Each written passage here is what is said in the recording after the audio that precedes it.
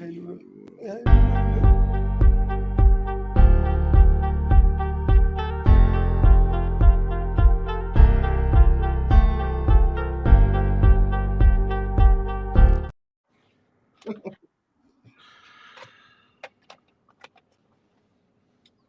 We're still not live. Good. I gotta.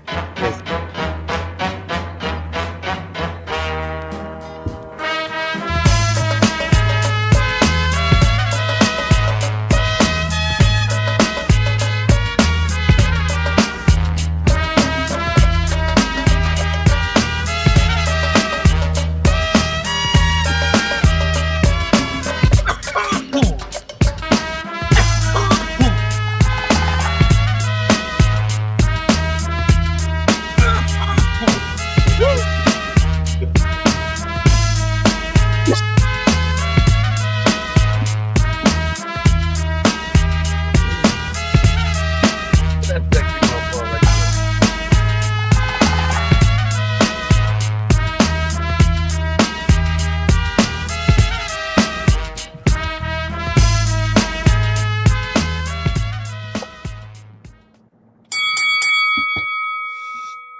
All right, ladies and gentlemen, welcome to episode number 25. Today we have our host, or our other host, Cesar Garcia. And then we also have Big Serge Estrada, our special guest, and our other special guest, Mr. Bobby Wombacher. How you guys doing, gentlemen? Great. Fantastic. All right, man. Well, man, you guys have been traveling like crazy. Still traveling, as you can tell. Yep. So, I'm going to let Cesar kick this one off. Cesar, you've been thinking about what you've been wanting to ask these gentlemen since we haven't seen them in a while. They've been all around the world and twice. Man, well, first of all, it's a pleasure speaking with you, Serge. One of my best friends, and that guy he's like one of the most wanted cutmen out there. So I hardly ever get to see him or talk to him, but it's good to talk to you. And Bobby, it's a pleasure meeting you. I mean, I can't say I'm a fan of your work, right? Because you're a ref, and I'm not supposed to be a fan because the less you're noticed, the better, right? Right. But right. I have seen your work, and I mean, obviously, you're one of the top guys out there. So welcome aboard. Thank you. Right on. Well, yeah. So I'm very, very, very. I was very excited to have this interview today because, number one, to have friends in the United States and then to travel halfway across the world, actually the other side of the world, together and be able to hang out as friends, doing what you love. I mean, what a beautiful world you guys got, man. And we really love seeing that. Omar Batch just joined us. How you doing, Omar? Good. How about yourself? Good, thank you. We're asking Bobby and Serge any questions right now to start them off. Do you have anything in mind that you'd like to start off with? I saw Big Serge last night on the top rank card. That was awesome. That was cool Thank to you. see a fellow homie out there. But, no, it's good to see you guys. How you guys doing? Good. Doing great, bro. Doing great. Traveling. Congratulations, Trying to Serge. get home to get the rest. Congratulations. You're going to add another picture of holding up another champ on your shoulders, huh? Yeah, man. That's wild, bro. That's wild. Wow. Hopefully in 2 weeks, I'll be raising Brandon up in the air like that with his little what is it, He's regional going to title go belt? for WBA Fedebol, which is something, I don't know, to be honest with you, but it's supposed to put him in the top 25, so it means something to us, you know what I mean? Hey, well, in 2 weeks, in 2 weeks, I'll be ready to lift him up in the air as he raises his belt in the air. Yes, sir. That's awesome. Yeah, well, but let me ask you something, Cesar. You have two guys going for championship belts, don't you? Yes, I do. Originally, I had Brandon, which we just spoke about, and he's fighting for a WBA title. It'll be his third attempt at a belt, and hopefully this is the one that's actually at his weight. We went one weight below and one weight above, and we lost. But this time, we're gonna go right at his weight, and hopefully he gets it done this time. And I do also have a Nicaraguan, Gerardo Zapata, who's ranked, I think, like number 9, WBC or something, and he's on the same stable as Jonathan Bomba Gonzalez, 108-pound champion, who was going to fight for unification in Japan in was it April 8th? I forgot the kid's name, the Japanese champion. He's a two-time champion. He's got 2 belts, WBC and WBA. And so the Bomba Gonzalez had some kind of an injury or some kind of something wrong with him that he can't fight. So we're Cascabel, which is my fighter's nickname, is stepping right in. So in 2 weeks we'll be flying out to, or less, in a week we're flying out to Japan. I'm gonna go snatch up 2 world titles, God willing, of course. So yes, hopefully we can have some champs, Serge, more picks. Well, congratulations to you both. Thank you. And then Bobby, of course. Bobby, he raises the hands of all the champs, especially in the Trigon lately. Now, prior to your Dubai trip, Bobby, you were in Louisiana, right? For a BYB. No, not BYB. That was BKFC that was in Louisiana. BKFC. Okay, sorry about that. Yeah. So you were there, right, for that one? Correct. Yeah. How did you? What's it like out there now? I mean, what are the crowds out there like? Are they just as wild as Denver, as everywhere you go? I mean, the bare knuckle world is just incredible. The crowds are getting bigger. It's getting more known and getting more attention. So it's getting the venues are getting bigger and the crowds are getting bigger. So nice. It used to be you get 50 or 100 people and you were happy, and now you get 1,000 people. And, wow. So it's starting to grow, and we knew it would take time, but as more states start opening up and legalizing it, it's going to continue to grow even faster. Yeah, nice. And Caesar and I were talking about doing something like that here, and I think and I mentioned it to you a little bit off screen right before we came on. We may want to do a little test of one if there's a possibility that we could use one of the reservations, even a small venue, just to give it a shot to see how it would come around. So we'll talk more about that, off camera and in the future or what have you. But I would like to see California start breaking into this, and if it has to be on a reservation, well, then so be it. Yeah, with the athletic commission in California, it's going to be hard pressed to ever get that one approved, but we'll see. We'll see. Yeah. Sometimes you got to do it and then apologize later, right? Well, I think the Indian reservations are a little bit of a loophole, but from what I understand, you still don't want to be on Andy Foster's bad side by doing that. So got to be careful. But it has to happen, right? No, that's key right there. Bobby and I had this conversation out in Dubai.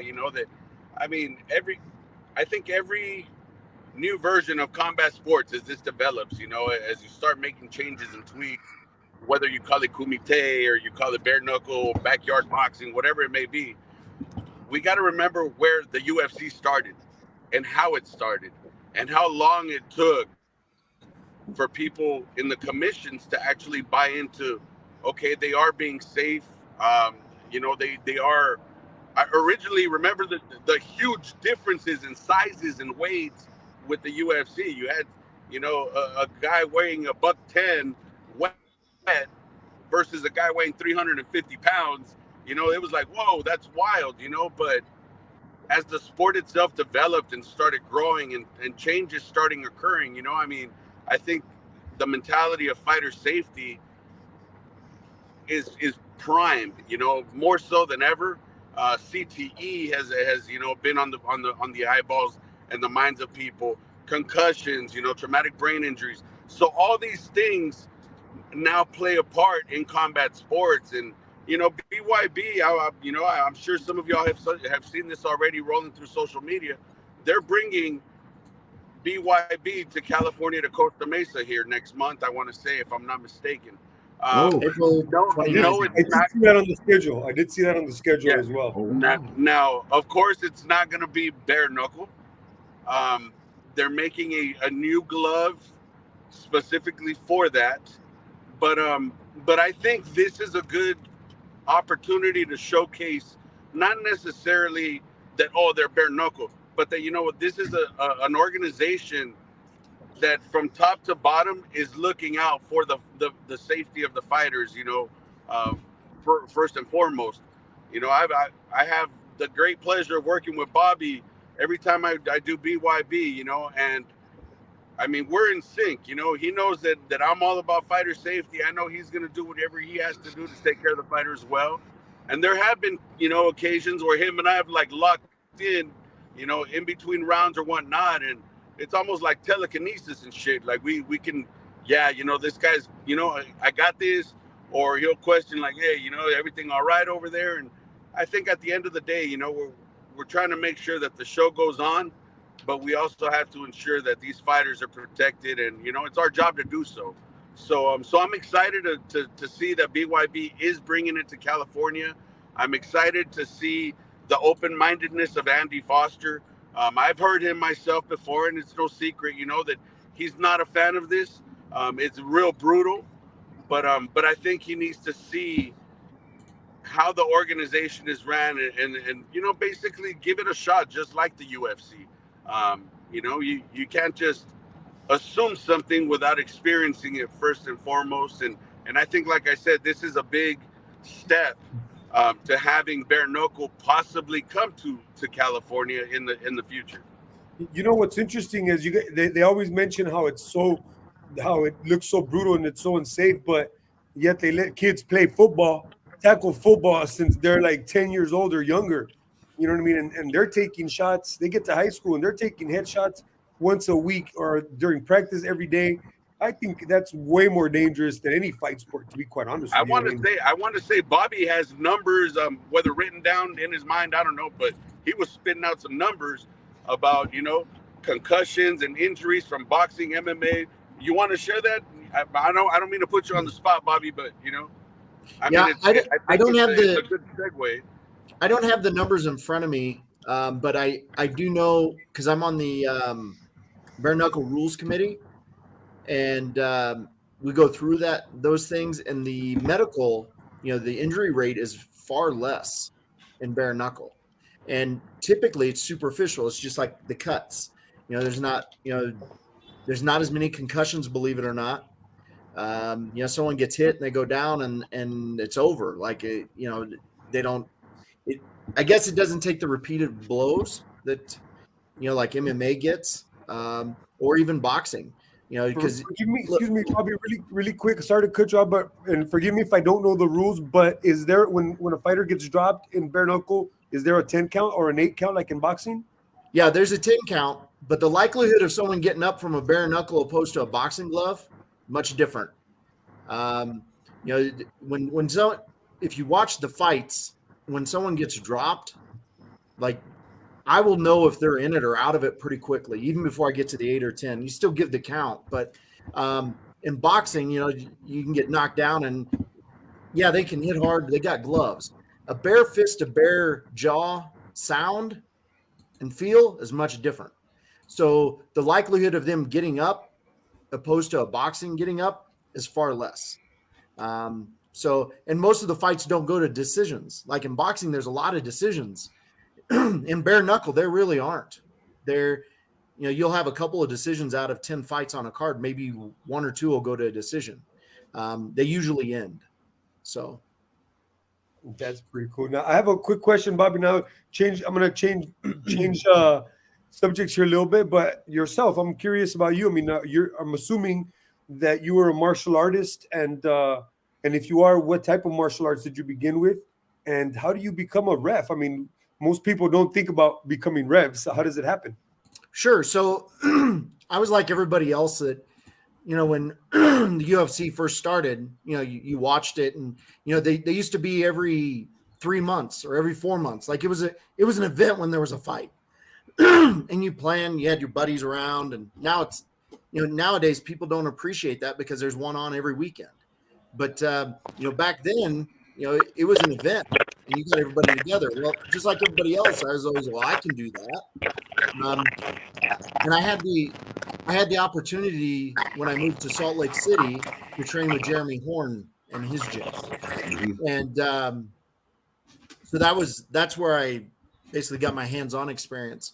And then I had a injury of sorts, and it was going to keep me out 6 months where I couldn't grapple at all. And so I was frustrated, and I was like, well, hell, how do I stay involved in the sport? And so I'd lived in Hollywood for a little while. And during that time, Herb Dean had put a flyer on my car, advertising his school. So I thought, well, heck, I'll just go referee until I can come back. Like, that's natural. So I went out and took Herb Dean's test and failed miserably. Like, I knew all the rules, but if you told me how to put on a Kimura and explain why I'm doing it and where the pressure points are, I was lost. I could tell you what it was, but I couldn't do it. So I went back and trained and with DeMarcus Johnson. I don't know if you remember him. He fought in the UFC. Mhm. Was The little guy, right? No, big. He fought on the Ultimate Fighter. I don't know. He's fought several times in the UFC. But anyway, so I went with him and we just did one-on-ones. And I learned everything there was about every move, how to do it, everything. Went back, took the test, passed it, and I don't know whose that is, but anyway, so I took the class, passed it, and when the 6 months was up, I found out I was really good at it and didn't have to get punched in the face every day. So 12 years later, here I am. Right on. Hey, still in the sport and healthy as all get up, huh? Well, fingers The best- crossed. The best seat in the house, right? The most stressful seat in the house. Yeah, no kidding. A lot rides on your shoulders when you're in that, when you're in there with both guys. Because, man, I mean, you got to keep an eye on everything at one time. Let me ask you this. Have you ever had a point where you had both fighters, they're both, I mean, obviously they're both slugging it out, but it's like you could actually call it on either one of them and say, okay, fight's over, and they still come through. They both still come through, or one that you thought was going to go out really bad, you were getting ready to call it, but you didn't, and he came back. Have you been in those situations quite a bit? Absolutely. And the biggest thing from my perspective is, I look at two things closely. I look at their eyes, and that's what nobody behind the seats or someone who's watching from the TV that wants to throw a fit, they cannot see the eyes. And that is the number one indicator on what's going on in there. And that goes for boxing, kickboxing, Muay Thai. Like, the eyes tell me everything. The second thing is their body language. Especially like in boxing or bare knuckle, when you're giving them a count and they get up, I tell them in the back, I give a rules meeting and I tell them, everybody that's there, they want to fight. Like, a fighter has a different mentality than most people that walk on this planet. Like, they've got a different mentality where, like, they could be out of it completely and they're still going to say they want to fight. It's my job to tell, to protect them, but that's the way it goes. Like, that's the mentality. So, I've got to be able to look at their eyes, and I got to be able to see their body language and be able to tell if they truly can continue, because they're always going to tell me, yes, I can fight. So whenever you'll see me count in bare knuckle and in boxing, and I tell them in the back, they've got to do two things for me once they get up, because I'm going to count to 8 regardless. They get up at 2, I'm still counting to 8.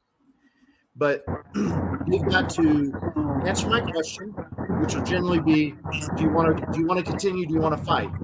And they've got to give me a definitive answer. It's got to be yes. If they hem-haw or don't, then I'm stopping the fight. Once they answer that, then I'm going to tell them to come to me, and I'm going to be off to the side. And so they have to walk to me, not just straight, but they got to walk in an angle.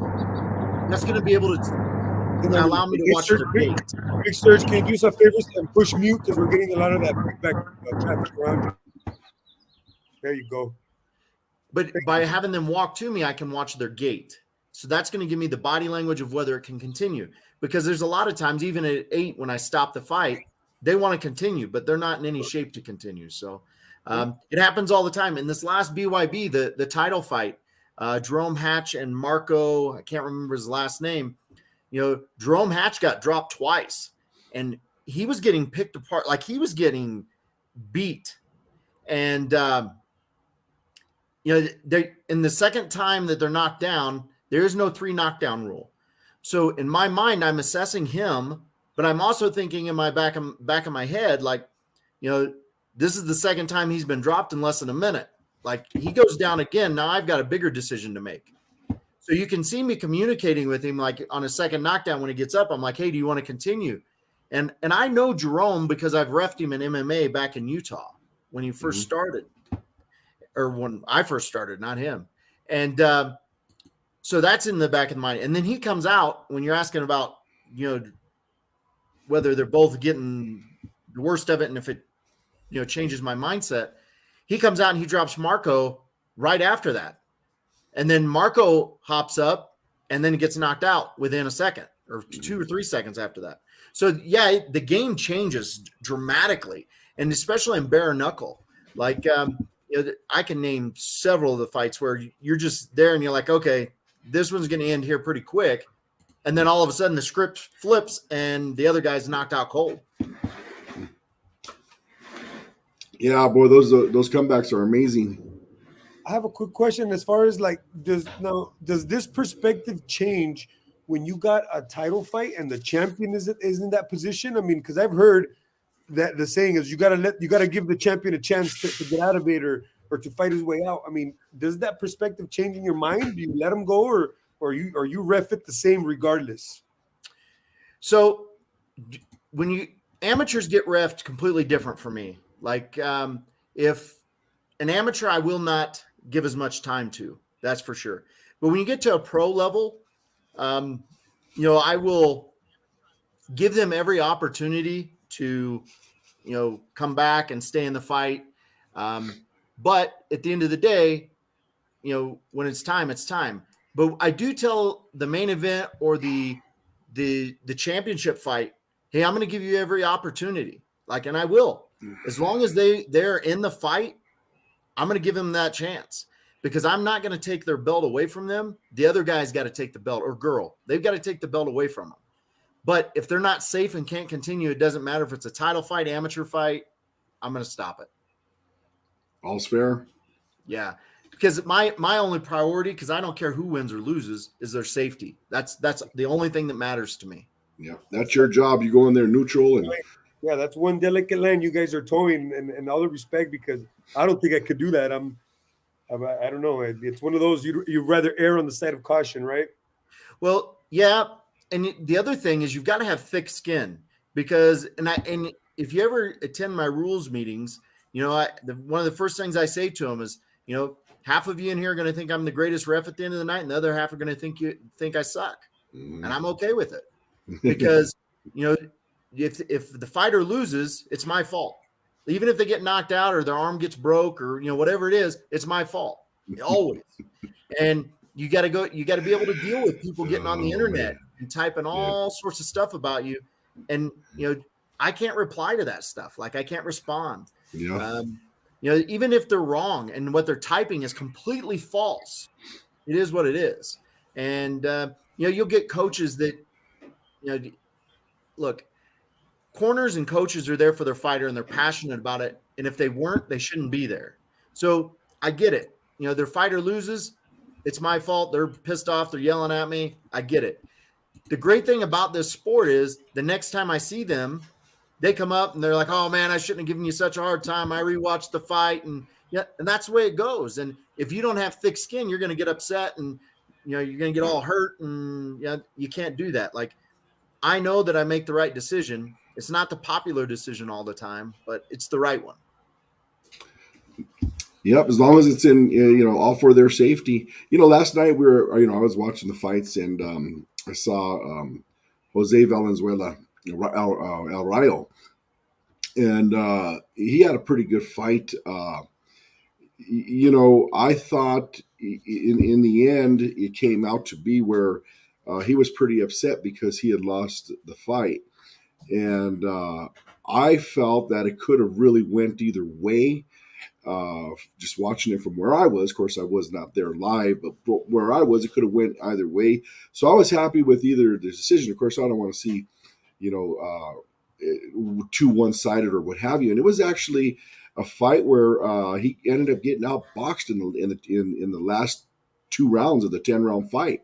And I mean, he literally got outboxed from this kid.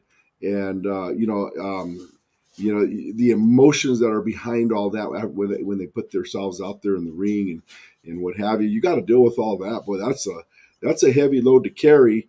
And especially when it's a tight fight like that. They're going to blame everybody and everything, or the ref didn't do this. And there was also the main event last night, when they were talking about who was in there. Oh man, it was with David Benavidez fight against Caleb Platt, and that poor ref, he had a really difficult time because of the holding that Platt was doing, and it was just, he just seemed so how do you say, out of place. But everybody was blaming the ref and saying, I think the ref, he had enough fights, that's it, he should retire now, or this and that. But I'm looking at the job that the ref has got to do, and I'm putting myself in his shoes, and I'm like, man, I would hate to be a ref inside of this fight here. Constantly having to break them up, push them apart, tell them about their low blows, the holding, all of that. Yeah, Kenny Bayless, thank you, Jerry, appreciate you, my man. So they were all over him, like, I think it's time for him to retire and quit, and or what have you. And I wish before they opened their mouths, they kind of like put themselves in the other person's shoe, because man, that was a difficult job that man had last night. That was not an easy fight to ref. Well, one of the things that I guess we understand is it isn't fair. Nobody's going to treat you fairly. They're going to crucify you whether you do right or you do wrong, and that's just the name of the game. However, as far as a fighter getting out of control, it's the ref's job to establish control back in the locker room before the fight starts. It goes through the rules meeting, and then I go and I talk to each one of my fighters one-on-one, and I let them know the way I'm going to ref it, like what I'm not going to tolerate, what I will tolerate, things like that. And then if they get out there and they act crazy or they do whatever, then I'm going to start taking points. Like if someone's excessively holding like that's against the rules. You can't do that. And if you allow someone to do that consistently, that changes the fight. That's just like someone getting hit low. That's clearly against the rules. Mm-hmm. And I just allow them to keep getting hit low because I'm not paying attention, or whatever the case is. Well, that fighter's been altered in a way that, he's probably going to lose the fight because his game plan's got to change, because now he's got to protect against low blows because the ref's not doing it. It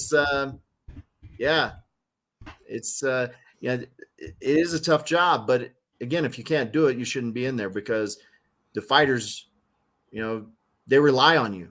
And, if you can't do it and can't do it fairly and keep them safe, then you don't need to be in there. Right. So tell us about Dubai. How did it go for you out there in Dubai? And then we'll get Big Serge involved in this too. What number one? What's the weather like out there right now? This is the other side of the world, So it was probably the low 80s, low to no humidity. It was gorgeous, and Serge will be able to tell you as well. We went downtown a couple of days, and got to experience the I guess the local life type of stuff and not the tourist areas. I felt safer in Dubai than I do in the United States.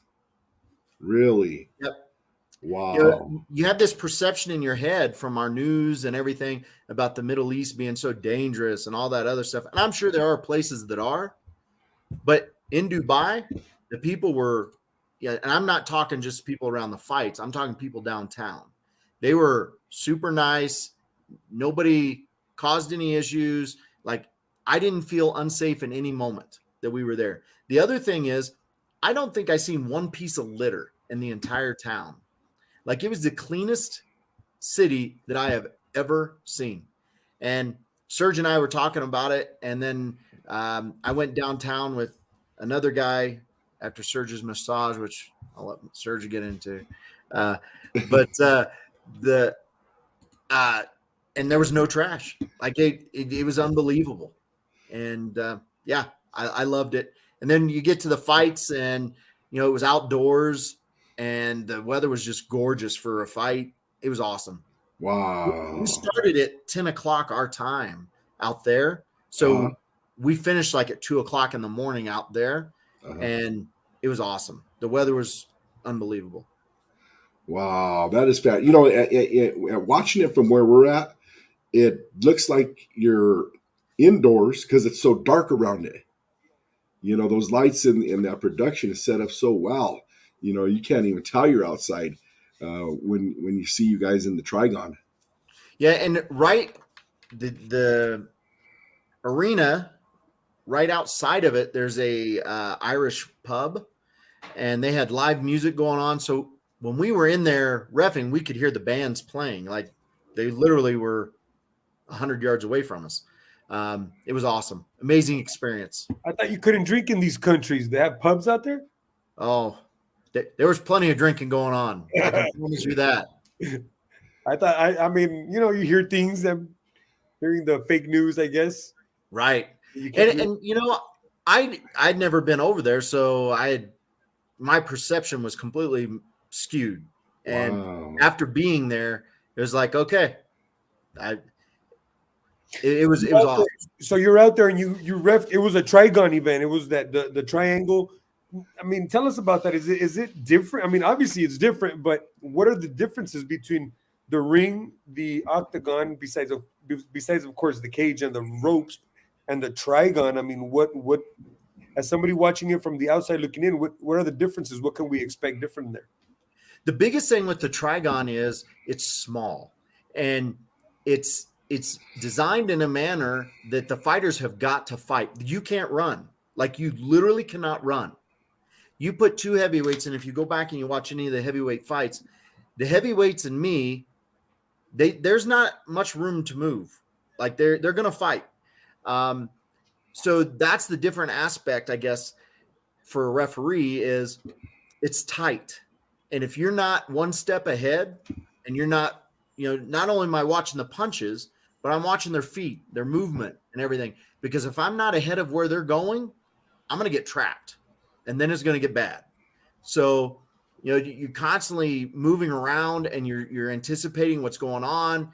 And, in a normal boxing ring, it's easy to get out of the way. Like, I've never been trapped in a boxing ring. I've never been trapped in a cage. In the Trigon, I've got to be completely aware, or I will get trapped in a corner. Wow. And it's just, you could catch a punch.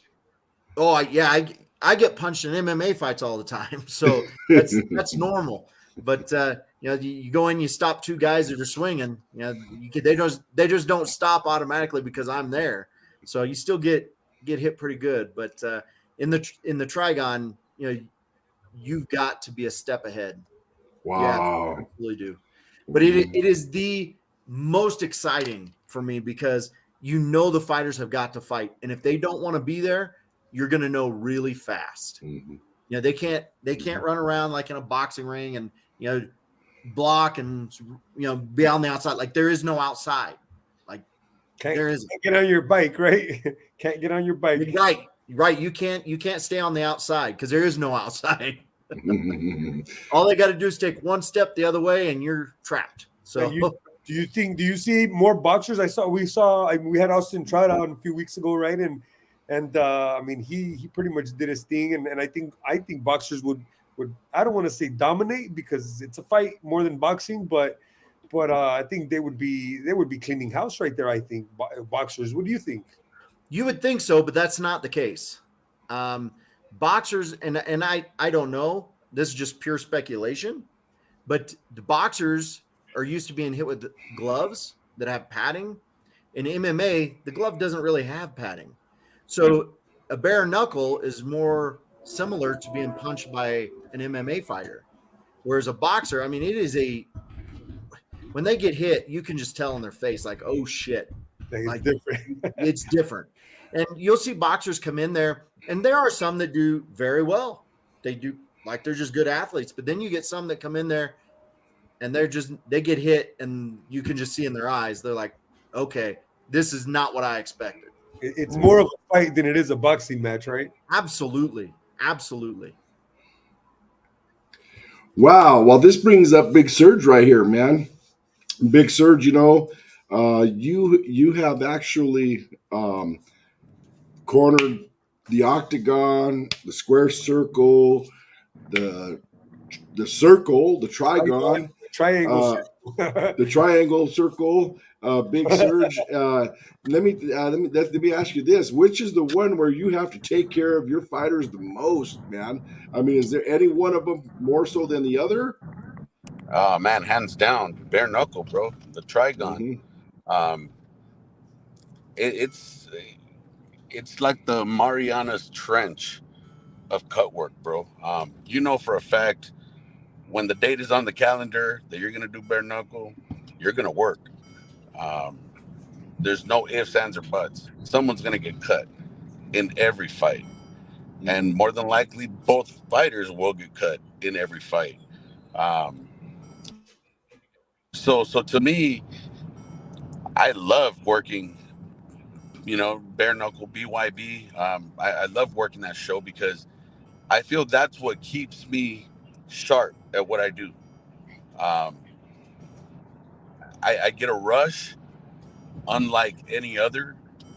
Um, I truly almost go back to combat medicine because shit's gonna go down and you got to be on your toes and you got to be ready to act and react to what's going on. As much as a cut man, I'm proactive about the care that I'm giving the fighter in between rounds prior to the fight. There's really not much that I can prep these fighters for when it comes to bare knuckle. What I mean by that is in boxing, I have my fighter. I'm working with my fighter, prior to them going into their match. I'm icing their face down in the back prior to them even stepping foot into the ring. When I work with MMA fighters that I'm privately hired by, same thing. I'll try to ice their face as they warm up because I know that proactively by doing that, it's gonna make it easier for me to tend to that fighter in between rounds. I know it's gonna be harder for them to get cut by me being proactive prior to them even stepping in. In bare knuckle, I don't have that time. I don't have that luxury. In bare knuckle, and this is one thing that I want to stress for all the BYB fighters, all the bare knuckle fighters, all the fighters that are in this sport. I'm talking to you directly right now. When we as cutmen get hired by BYB or BKFC or whatever the case may be, BKB, we are there to take care of whoever ends up in our corner.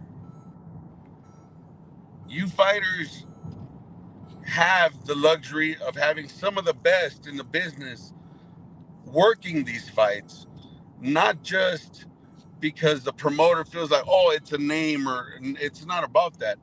It becomes more of a I want to make sure that these fights don't get stopped preemptively. I want to make sure that these fights go the distance, or I want to make sure that these fighters have the opportunity to continue doing their work and not, have their fight stop because of a little blood, that's just getting smeared versus being handled accordingly. So I take my job very serious when it comes to, to any arena that I step foot in, but even more so in bare knuckle because I know every single one of my fighters is in for a serious war, and they're gonna come out nicked up, bumped up, lumped up. So I have to, I don't have the luxury of taking care of them prior to, but I have to be quick on my feet, and because of that, I get a rush knowing that I'm gonna work, bare knuckle, because I'm sharpening my skills on the fly as we go, and every show it just gets better and better. There's things that happen, during the show, and you have no control over it. I tell fighters, I'm not God. I'm not gonna sit here and tell you that it's not gonna get called or whatnot. I have no control over that. But what we do have is a mutual understanding of the skills that we have. I'm blessed to know that Bobby knows me personally. He knows what I can handle, and he knows that I will tell him, I will give him the wink or the nudge and be like, Hey Serge, the I fighter want on to. this side, bro, like, just call it, Hey dude. Just Serge, I call it. want to know. I want to know how many fights in a row have you cornered and have not gotten stopped? No stops. How many fights do you No have? stops. Like your boy Uh, Cutman Vic, he's up in the 400s. He's keeping track. Look, He to knows. me, Bobby knows Cutman Vic. He's got that to me, record. It's got to I, be some kind of record, but he's on it. hey, I don't keep track of that. To me, that's about and this is to me personally, nothing but love to Cutman Vic, That's my boy right there. great colleague of mine, and we work together. So by all means, that's just something that I I don't keep track of that. That's Yeah, not that's not what I'm about. it was just I, busting I balls. want to make I want to be able to say I haven't had a single fight since I started doing this that a fighter has gotten injured, um, that I've wrapped. I've never had a broken hand. Um, that I've worked the corner. I've never had a fight stopped yet. Now, do I make it something about, oh, I'm the best at this because of this and that stat? No, man. I'm sure one day it will happen, and it's just gonna happen. I don't stress over it. I don't worry about it. I know that I'm giving the adequate care to these fighters when I'm in their corner. I know So, they get 180%, 200% of my work and my knowledge and my skill set. And I'd like to think that, being in combat, getting shot at, getting blown up, IEDs, getting sniped out, from the top of a building or whatnot. I think having survived all that, having been able to keep soldiers alive in a combat situation like that, having to have been able to think quick on my toes, and like I say, I keep stressing it, to still be here today. I think that right there. I don't know much. I don't know many cut men that can tell you that they've done the same.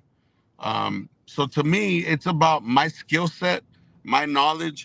I don't know it all. I learn every day. I learn every single day, but I'm proud to say that, I don't see it as a flaw.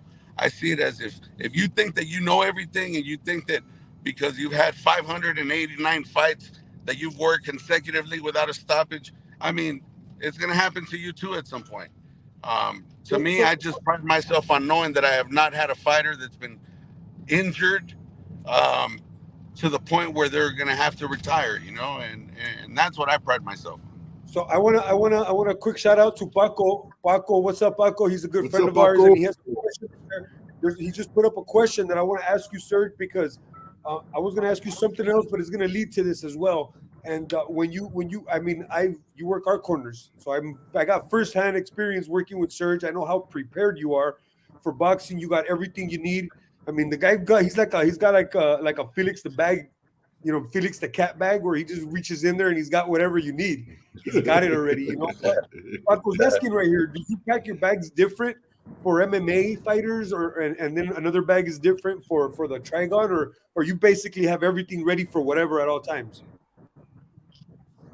Cut out on me. What was the question? Like the three different sports. I mean, the MMA, the boxing, and the bare knuckle. Do you pack your bag the same way for each event, or each one has their own kit, so to speak? I pack every single tool the same way because I'd rather have more tools than not, and find myself in a situation where I need it and it's like, oh man, it's in my boxing bag, it's in my MMA bag. Every single tool that I use, I keep, and it's ready to go at any given time. So no, my kit is the same. All I do is restock it. Whether it's Q-tips, whether it's medications, whatever it is. A brand new end swell, because I'm constantly making end swells. I'm working with different machinists to try to come up with an end swell that's going to work perfect for me. And who knows, maybe down the road I'll put something on the market. But no, my kits are all the same, because I don't want to have that accident. I'm human. It can happen to anybody that, oh, I forgot to pack a pair of socks this time. Shit. or you know, that shirt, I left it in my other suitcase. Nah, man, I want to make sure that I have every single tool available, and for me, it's just less complicated. Whether or not I'm going to need it, I'll let the situation itself dictate that. But I pack and I'm ready to go 100% with, regardless of what sport it is. What do they say? You'd rather have it and not need it, right? And than need it and not have it. Absolutely. But now you're working with bare knuckle, and I'm assuming now you know where the word assume came from. So I don't want to assume, but you have to assume that there's hand injuries as well that you have to be aware of, and that you have to be there to care for those as well, right? Absolutely. Absolutely. So as much as you know the idea that there is that there's bare knuckle, there is a sort of a wrap that goes on that hand. Um, Imagine and I'll kind of explain it in a little bit for those that aren't. But those that are familiar with what a boxing wrap consists of, take away the knuckle pad and stop the gauze about 1.5 inches behind the knuckles as you make a fist. So if you make a fist, take 2 finger spaces, your index and your middle finger, put them along the side of your knuckles and come back towards the wrist, and that's your magic line. That's your line where no gauze will pass that. So to me, there is, you still wrap a bare knuckle fighter's hand. You protect the metacarpals, you protect the thumb, you protect the wrist. So there is still protection in those areas. You just can't come any further towards the front of the knuckles when creating that fist. So Do people get cut on the knuckles? Like, is there cuts on the knuckles? Like, the street cuts fights, you are can on, pump somebody. I mean, they got absolutely, mouthpieces, so you're not gonna hit a tooth, but you're gonna get something there, right? absolutely. I mean, uh, bone to bone. Something's got to Hmm. give, and there's tissue between both. Whether it's a face and a knuckle. I mean, there's still tissue there. So, absolutely, the knuckles get cut open. The knuckles themselves get swollen up. Especially when you got a fighter that's doing this for the first time. You see this with your pro debuters doing this, and I saw some pretty swollen knuckles. And I mean, there's not much I can do about that. But then you look at the knuckles of some of these bare knuckle fighters that already have somewhat of a record that have been doing this for a minute, and it's just like with any other sort of conditioning. You condition those knuckles to be able to sustain that damage, and as they further their career, that callus is being formed on those knuckles. That toughness in that area. So you see it less and less. Now we all know, you throw punches in a weird angle, punches are coming at you, and sometimes you just catch a bad angle, a bad corner. You catch the skull at a bad angle, and I mean you're gonna hurt yourself as well. You're just as Would you liable to stop a get fight? hurt as your opponent. Would you stop a fight, Bobby, with a when you see a swollen hand like that and a kid keeps fighting with it? Nope. If You wouldn't. if You let it's him just broke, go. if it's broke, I'll stop it. But every fighter knows, don't But you tell don't me know it's it's broke, broke. Right? I don't know it's broke. If they say it's broke, I'm stopping it. So if they don't tell me it's broke, I mean, it's common for the hands to swell. So yeah, it Damn, man, goes. that is crazy. That is crazy. I got to give those guys all the respect in the world. They have a different mentality than boxers. Absolutely. I don't see many boxers jumping in and taking knuckles, straight knuckles. You know what I mean? And if they did, can you imagine with the way they generate power, with the technique they use to throw punches, bare knuckle? They could be very dangerous people. Very dangerous people. Well, You let's know look at what's Diego funny is that Sanchez. this weekend while I was up in Fresno for these fights, Mando Huerta, Charles Huerta, they were up there. They had a Oh fighter, yeah. and I had the chance to hang out with Charles. We were having a couple drinks and stuff, and it's funny because he brought that up. He's like, "Hey, Serge, didn't you just come from doing a bare knuckle show?" Like, yeah, I did in Dubai. He's like, man, he's like, I don't know. He's all, sometimes I see that and I get tempted, but Charles has damaged hands. And he even Yeah. said, he's like, but I don't think I could ever do it, not with these hands and shit. But it's funny, man. I mean, You know, Sanisa herself has told me when I first started doing BYB, she was like, "Hey, Serge, how's that bare knuckle?" She's like, "I'm kind of curious about it." I'm like, finish what you got going on here, and then leave that for some other time. Like right I, now, I you're on hope the right somebody path. I hope the money grows in bare knuckle because that's gonna draw these people to go fight bare knuckle. You know what I mean? So if they get good Absolutely. paydays, I can see it happening. Yep. Wow, what how awesome it is to have both you, Big Surge, and Bobby, your insights on all this and the education that you give us all in this. These are things that people don't know, and that's what I love about our show. And that's why it's called All Angles. We come from the inside of the fight game, the outside from all angles, of course. But man, we just really appreciate both of your guys' knowledge and teaching us about this stuff because I just became a fan of bare knuckle just recently, and the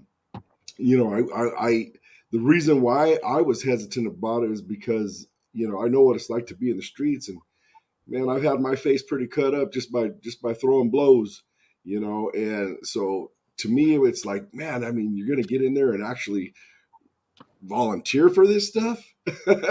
You know what I mean? That's why every time Caesar says it takes a certain kind of individual to walk in there and want to do that, man. Because here I am thinking, okay, with boxing, we got gloves on and we're the most padded, and then you go to MMA and then you got half the padding, or if even that. And now you're going to bare knuckle with no padding, and like Big Sur says, you're just wrapping, the metacarpals just so they don't spread apart and break too much when they nail each other. So, I really appreciate your guys' knowledge in the sport and in the game, your passion and the love for what you guys do. It's just phenomenal to sit here and get it firsthand. So this way, when we all go to watch these bare knuckle events and the MMA events and the boxing, we're more educated on this end, and which I think is a lot of people need to be more educated on it because they don't put themselves in. They don't know how to put themselves there, and this show hopefully will create that bridge. What do you think, Omar? You think it's pretty educational to get with these guys, huh? Definitely. Every time, man, I'm always just left like speechless. But yeah, no, I love it. I love it. The bare knuckle talk. Like last time, I think we were talking about it, and I was just watching it too. I just started watching it. I was just watching the highlights, and it is pretty amazing, pretty fascinating. Even the whole transition to the ring and stuff, like the triangle ring, it's different. I wonder why they did that. Is it just they wanted to try something different, or why did they transition to the triangle ring? Do you guys know why? From my knowledge, and you would have to ask them for the exact reason, but that was kind of something that differentiated them in the very beginning. And their whole idea was that the fighters were going to fight. Like they wanted to put them in a situation where they had to engage.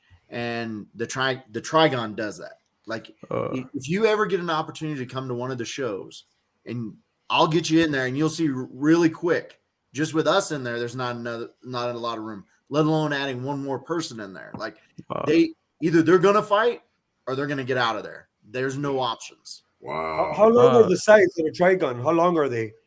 Shoot, I don't know the dimensions. Serge, what do you think? It's not as big as a boxing ring on side to side, like the length. I don't know the actual size. I know that two of the corners are 60. It's a 60-degree angle. Where the top piece, the top of the triangle, I think is closer to 90, if I'm not mistaken. Mm-hmm. But yeah, man. I mean, the base of the triangle, you get stuck down there, like Bobby said. I mean, it almost looks like a complete, an actual triangle, but it's not. It's wide. It's wider at the base, so those corners are a little tighter down below versus the top. And I mean, if you get stuck in there, you get stuck in there. Wow. Damn, if I would have passed geometry, I would have known what the name of that shape was. So that's real.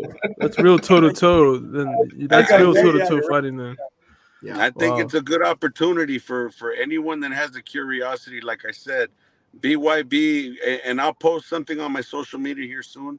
I actually already have it saved. I just haven't had the chance to put it up. But BYB will be at the hangar in Costa Mesa. I know Mike Vasquez came down here with Mel Valenzuela, you know, and they sat down, and I want to say they had to sit down with Roy Engelbrecht during a OC Hanger show. So there's a relationship I want to say is being built there. Again, getting it in the face of Andy, you know, Foster and the California State Athletic Commission. It will not be bare knuckle.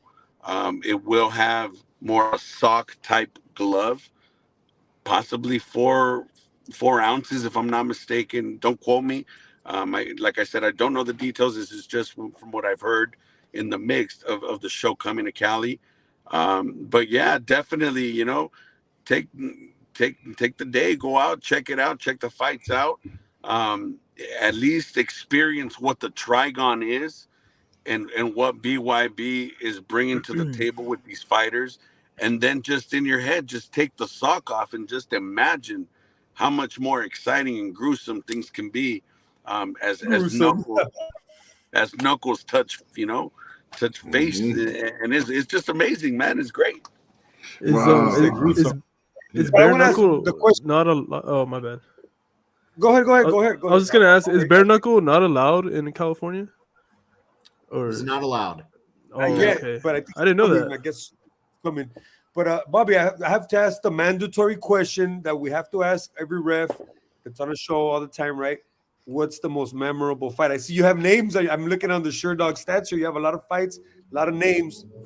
Shoot us are your most memorable moment in any fight. It doesn't have to be, you know, a famous fight. It could be any fight.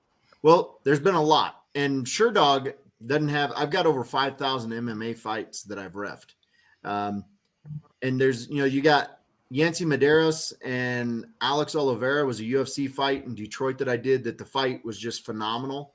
You know, the main event in the BYB, this last one, like Marco versus Jerome, like that didn't end the way I envisioned it ending when I was counting Jerome down for the second time and I was looking in his eyes. So there's that shock moment there. There's been so many, like, man, I've had, you name it, I probably encountered it. And yeah, broken bones to yeah, it's crazy. I love it. That many fights. I see a book in your future. Yeah, I should write one. There's yes. I've reffed in 29 different states. Him and Vic need to write a book together. No, it's awesome. I can already see Vic sending me messages later, talking smack. But I've reffed in 29 states and 3 countries now, so it's wow. I've seen a lot. Wow. Well, we really enjoy having you on our show with you, always educating us, and the stories that you have just go on forever and ever. So we're going to continue, you know, inviting you back the more and more. And that Costa Mesa show, I'm going to make it a point to be there. I'm going to go to that fight just so I could get as close as I can here. The only way it's going to stop me is if I'm traveling with our boxers. But if I'm not traveling, I'm at that show. I'm definitely going to be there at that one. That is going to be something to see. Serge could hook it up. Well, you know what? Either way, I mean, I'm going to be there regardless. As a fan, I want to see it.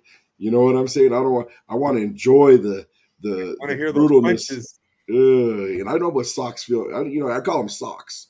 You know what I mean? When you get socked in the rib, socked in the arm, socked in the head, and that pop. And you know, I mean, I understand it very well. Believe me, I've been hit plenty of times. But there's some congratulations in order. We'll start with you first, Caesar. You got 2 boxers that are both fighting coming up for titles here shortly. Yeah. And tell us about them. World title. Beautiful. World title, yeah. Congratulations. Thank you. We've been at it, and Sergio's been part of this journey too. We've been at it for a while, and I mean, we've fought for titles before. We've won some, we've lost some, and so I don't, you know, like I try to remain level. I don't get too excited. We still got to get to the fight. I've had fights drop on our way to the airport. You know what I mean? So I don't get too excited. But yeah, these kids. I mean, honestly, these kids that are fighting for these titles, they deserve it so much. They work so hard.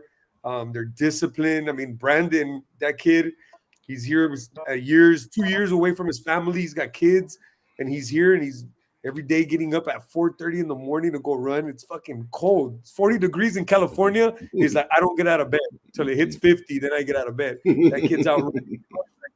They don't stop, so they deserve it, and hopefully they get rewarded for other work in the next couple of weeks. Absolutely. And thank you for that, Dave. Well, no problem, man. Well, we wish you guys the best, of course. And I hope you're victorious on both of them. And hopefully we'll be able to get them on the show. And we could have a Spanish speaking only show that day. I'll do my translating. No, I'm just kidding. Big Serge could translate. Yeah, absolutely. So there's a big congratulations go out right now.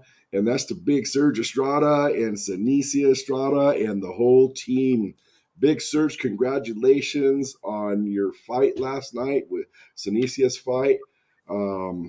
Please tell us how it felt being there.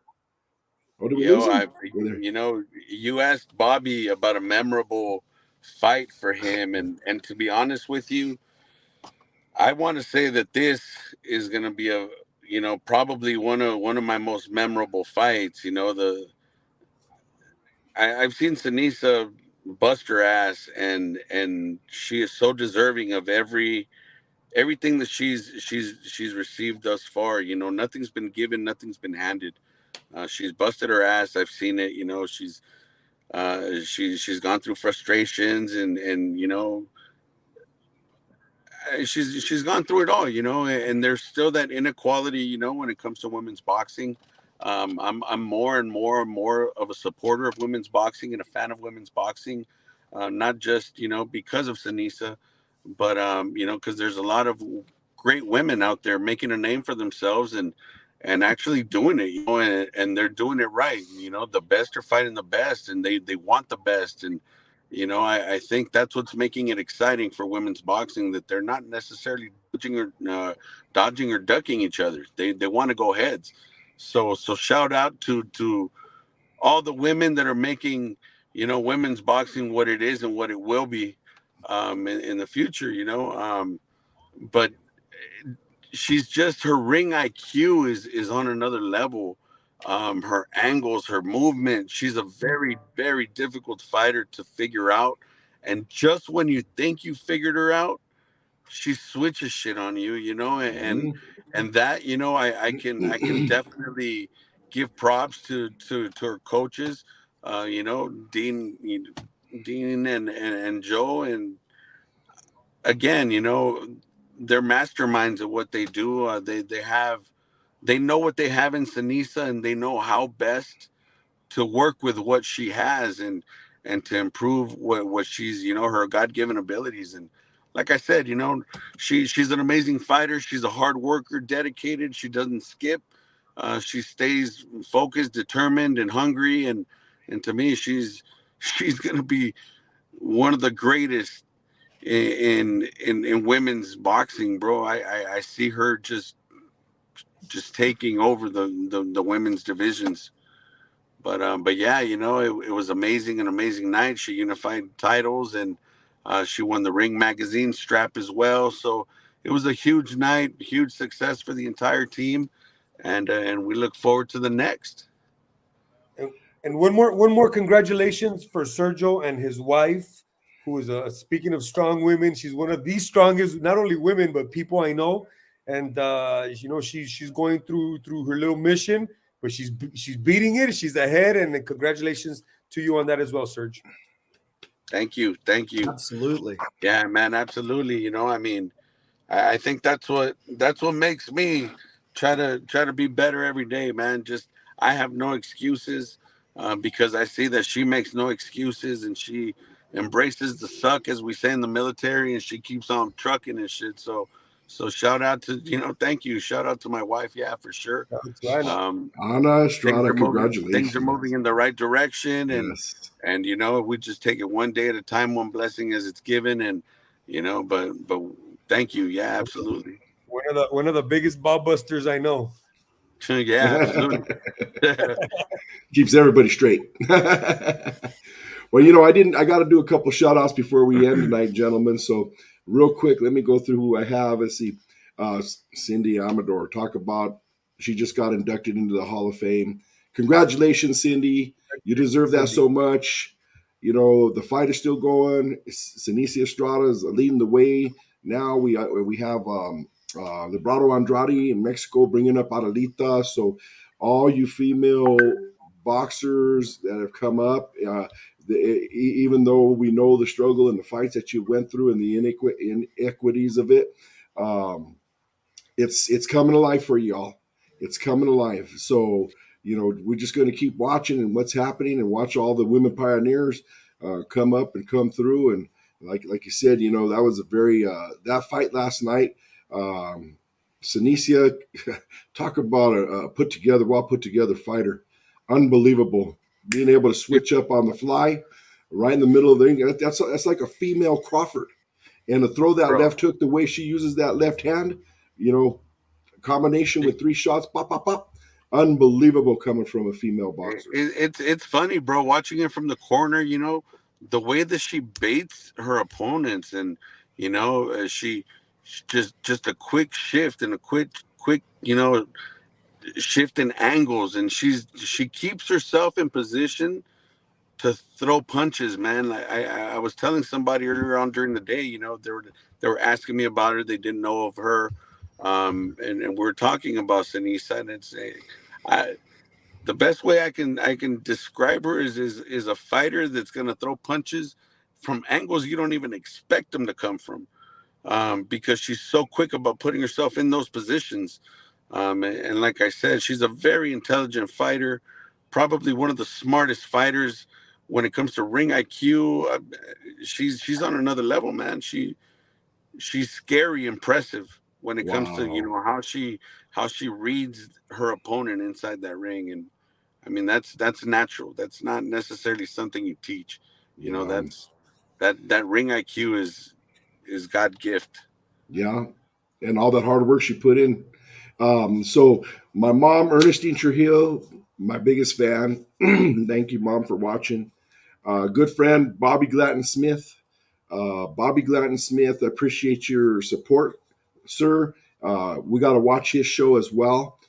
He has the Counterpunch. He just started. He just last week he interviewed Sam Watson. That was a great interview, by the way, Bobby. Appreciate you, Bobby. Erica Garcia, another one of our rocks, along with Ana Estrada, the Nuts and Bolts, Mary Trujillo. Those are our wives. We got Esteban Baca. Thank you for joining us, Esteban. Thank you for your support.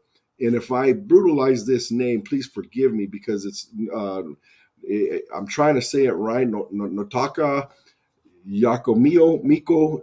That's a sister who Brown Beret sister from Denver, Colorado, who joined in. Thank you for joining us and your support.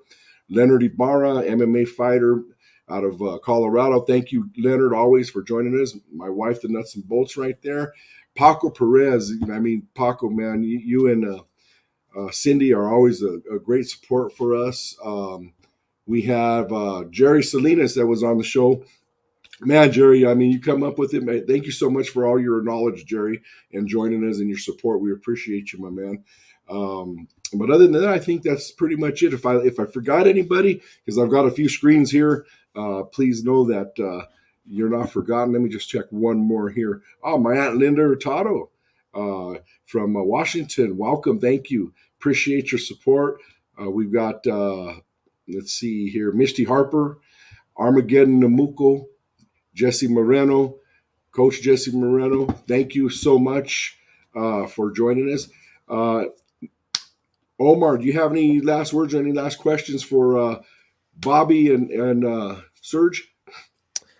No, but it was a pleasure talking to you guys. Always soaking up the game from you guys. Always learning, getting schooled on bare knuckle boxing is very cool. I know, I love it. But yeah, you guys, it was awesome to talk to you guys. Right Thank on. you. Thank you. Caesar? Well, no, I mean, I'm going to ask Serge all kinds of stuff. I have all kinds of questions, Sure. honestly, but we don't have enough time. So I won't ask them, Hit but me up. I'll answer it. yeah. I'll talk to Serge. We'll have a drink and we'll ask the questions, or you know, we'll figure it out. But Bobby, it was a pleasure.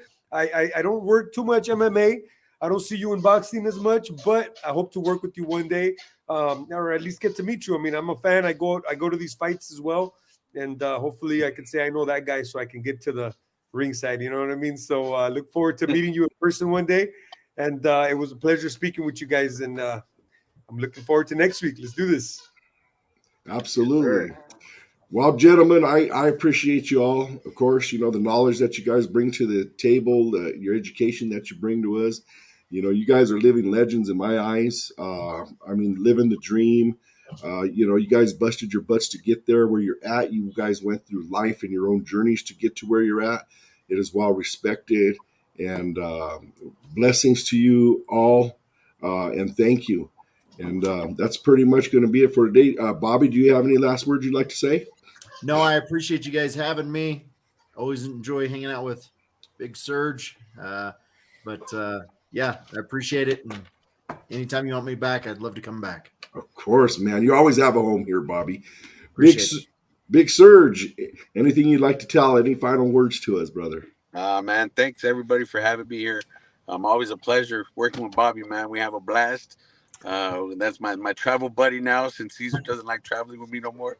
Oh, hell Nah, but it's always a pleasure, man. Shit, like I said, Bobby's one of the best, if not the best in the business, man. He has tons of knowledge. Always making calls. Smart man. He's one of the best out there, bro. And yeah, no, I look forward to the next shows and just kicking some butt. Let's go do this. Ain't nothing to it but to do it. Let's do this. All right, everybody. Well, that'll conclude our episode number 25. Y'all be blessed. Next week, we have Don McGuire, the boxing voice, coming on Sunday. So look forward to having Don McGuire on the show. And you guys all have a beautiful week. And please tune in. And let's keep this fight thing going. Be blessed, guys. Take care.